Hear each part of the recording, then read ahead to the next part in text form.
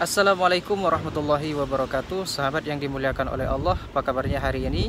Saya doakan semoga sahabat dalam keadaan baik, dan apapun yang saat ini kita rasakan untuk senantiasa bersyukur kepada Allah Subhanahu wa taala. Nah, sahabat, alhamdulillah tidak terasa ya, kita sekarang sudah memasuki bulan Zulhijjah, yang mana bulan Zulhijjah ini termasuk bulan yang teristimewa ya, karena memiliki banyak keutamaan di dalamnya. Dan beberapa peristiwa penting yang pernah terjadi di bulan Zulhijjah itu seperti diampuninya Nabi Adam alaihissalam oleh Allah Subhanahu wa taala, dan peristiwa Nabi Yunus dikeluarkan dari perut ikan serta dilahirkannya Nabi Allah Musa dan Nabi Isa alaihissalam ya, dilahirkan di bulan Zulhijjah ini. Nah, adapun di bulan ini ya, kita sebagai seorang muslim juga dianjurkan untuk melakukan beberapa amalan penting ya.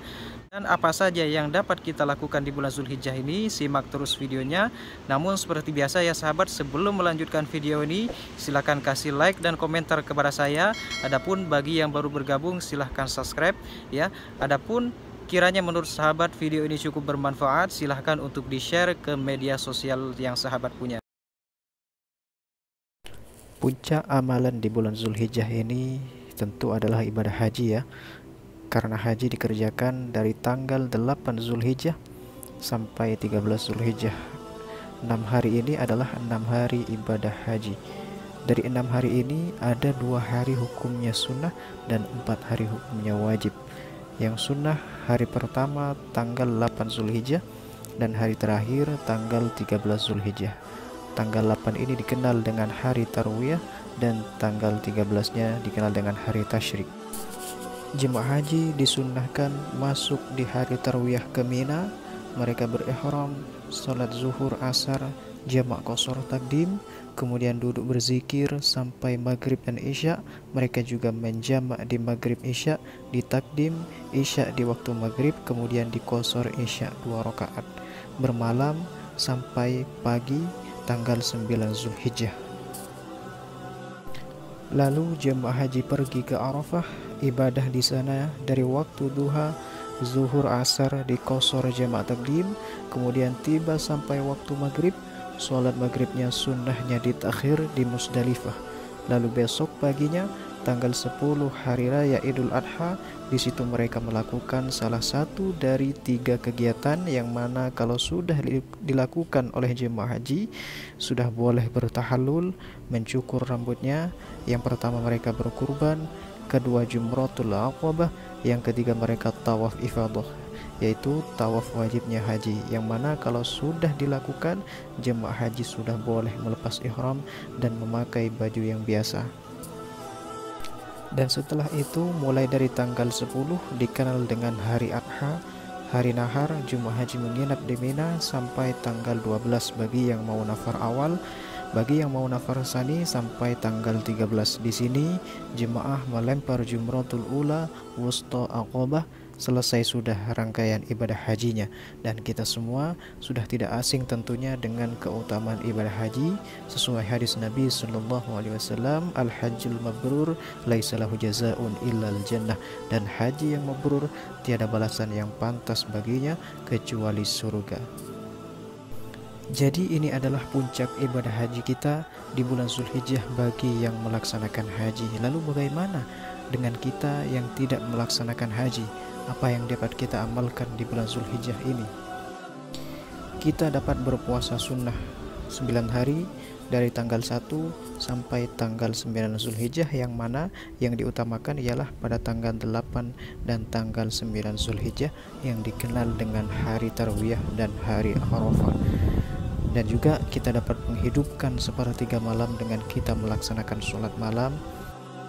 Bahkan sebagian ulama tafsir berpendapat Idul Adha lebih afdal daripada Idul Fitri, karena setelah Idul Fitri itu tidak ada ibadah khusus yang diperintahkan. Akan tetapi setelah Idul Adha ada ibadah khusus yang Allah berfirman di dalam Al-Quran, fasholli li rabbika wanhar, salatlah wahai Muhammad di Idul Adha itu dan berkurbanlah setelahnya. Jadi di bulan Zulhijjah ini selain kita disunnahkan untuk berpuasa, kita juga dianjurkan untuk menghidupkan malam, melaksanakan sholat malam 10 malam berturut-turut sebelum waktu subuh. Selanjutnya yang sangat ditekankan adalah berkurban, dan ini diikutkan oleh sholat Idul Adha sebelumnya. Bahkan ulama menyimpulkan setiap amalan yang kita kerjakan dari awal Zulhijjah sampai akhir 10 Zulhijjah itu akan mengalahkan pahala jihad. Semoga kita semua dapat melewati bulan Zulhijjah ini dengan melakukan berbagai macam kegiatan-kegiatan ibadah kepada Allah Subhanahu wa taala. Amin ya rabbal alamin. Kita dirikan sholat malamnya, puasa di siang harinya, dan kita persiapkan hewan-hewan kurban yang terbaik untuk kita kurbankan nantinya. Para sahabat radhiyallahu an terdahulu, mereka berkurban dengan cara membeli domba-domba 6 bulan sebelum Idul Adha. Lalu mereka merawat dan menggembokkan kurban tersebut. Lalu mereka berkurban, disembelih di Idul Adha karena ingin diberikan untuk Allah Subhanahu wa taala. Jadi kurban ini terdiri dari 3 jenis hewan yang sudah masyhur: kambing, domba yang umurnya setahun minimal, kemudian sapi kurang lebih 2 tahun, dan unta minimal 5 tahun.